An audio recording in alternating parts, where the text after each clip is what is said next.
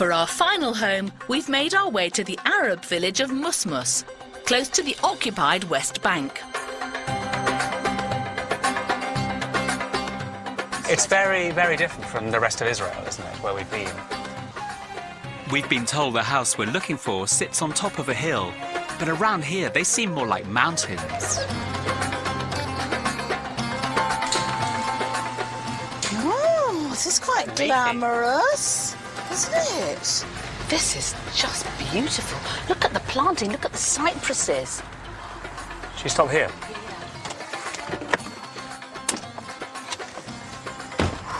The air's different up here. These plants are great, aren't they? Smell good.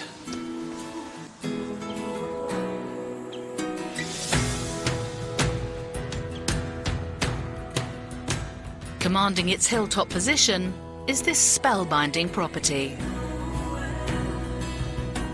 The challenge here was to revamp the family's pre-existing home by combining modernism and Islamic architecture. Creating 3 beautiful gardens, the owner wanted the entire space to celebrate his Arabic heritage in a modern setting. He's kindly agreed to show us round. Adnan. Hello. Caroline, lovely to meet you. This is Piers. Hi, great to meet you. We've loved walking in through your beautiful gardens. You're welcome. I'd like to have a look at the gardens. Can I do that? Of course. Will you take me? Yeah. Thank you very much. Please. Thanks. The screen is so evocative of this part of the world. And Islamic culture, the lattice screen, is a really big deal. In the Middle East, these mashrabiyah screens have been used for centuries. The architects could have chosen a traditional Islamic design, but they brought this one bang up to date with an abstract depiction of the pomegranate. An auspicious fruit in Islamic culture, it's known as the apple of paradise and is a symbol of fertility and beauty. This is such a clever way of controlling the environment because, of course, this filters the light. It actually creates a ventilation path for the house, but it shelters the house from this burning heat. I'm loving what I see so far. The architects inherited a fairly traditional Arabic 4-bedroom family home.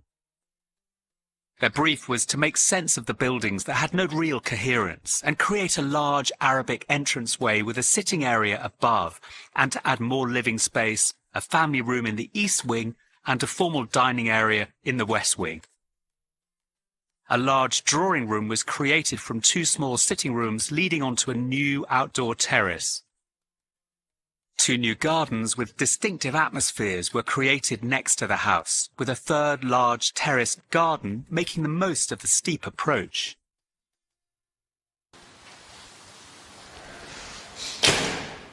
Two different worlds have been brought together by the architects, an Islamic world steeped in tradition and a 21st century sense of modernity. This is a liwan. This is the type of space that's been used in Islamic and Persian architecture for about 2,000 years. And the purpose is, of course, to bring people in, to greet them, to display your wealth. But it has a really important role in cooling the rest of the building because all the air washes off it and cools the whole space. But there is something in this space that you wouldn't normally find in a liwan. This is not quite the elephant in the room, but certainly something I can't ignore. It's a really quite sculptural staircase, and I'm in a space that in many ways could be 2,000 years old, but this very much anchors it in the 21st century. The simplicity of the new white additions combined with the lush mashrabiyah screens to create a spacious and almost magical atmosphere.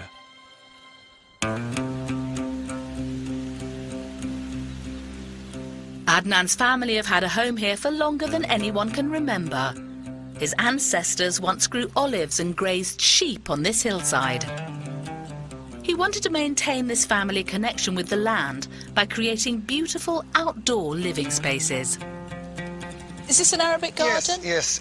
My grandfather lived here, and you see the stones we take from his house. Really? Really? Yeah. These stones? Yes, these stones Oh, well we take done. from his house, yes, and build it for the gardens. May I go into this garden? Yeah, okay. Now I build it and make a renovation, you know, and live here. It's my childhood. It's very sweet. The architect has created an interpretation of an Islamic paradise garden. Flowing water representing life, shady planting and seating. It's a place for rest and reflection, a reminder of the paradise that awaits believers in heaven. The second garden is a more practical affair. A traditional terraced Arabic bustan, an agricultural garden filled with fruit trees.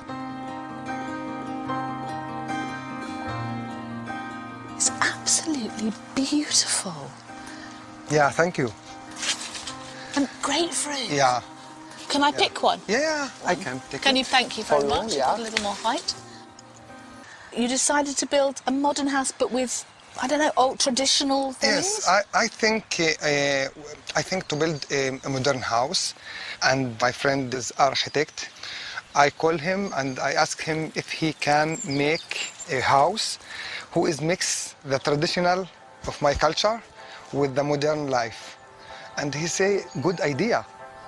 The architects, Ron Fleisher and Golan Hadari, had to get up to speed on Islamic culture in order to work convincingly on Adnan's house.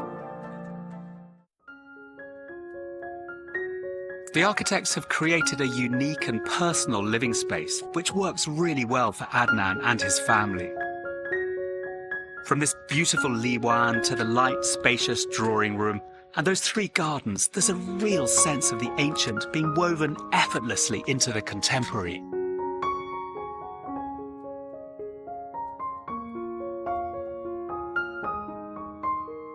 There's something timeless about buildings like this, and in many ways, architects think that history started in about 1930 with modernism.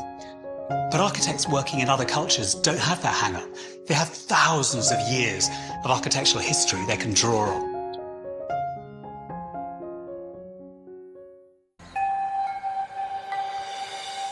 The third of Adnan's gardens, overlooked by the dining area to the rear of the house.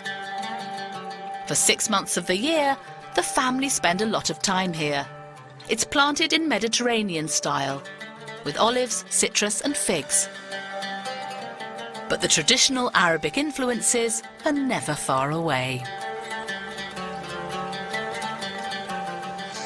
It's really hard to believe when you're in this wonderful Arabian Nights style garden that just a few feet beyond that wall is the really busy, thriving city of Musmus, because in here all I'm aware of is the blue sky, the rustling of the leaves, the fantastic mosaics which are all around me, and the sound of bird song. Utterly enchanting.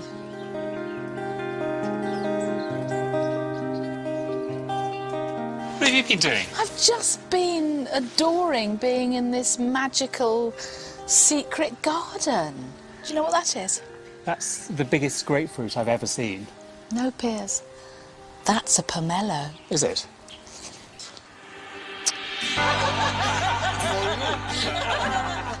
Thankfully, it wasn't Adnan's pride and joy, and it doesn't stop him and his wife Haifa providing us with a feast before we go. How, in contemporary architecture, we think that we have 100 years of history to play with. But actually, we have 13,000 years of history to play with. And Israel. What can we say about Israel? I don't think I could ever have expected anything to be as culturally, geographically, architecturally diverse as this. It's been so exciting, everything we've seen, the people we've met, everything we've eaten. It's been new and challenging and rather thrilling.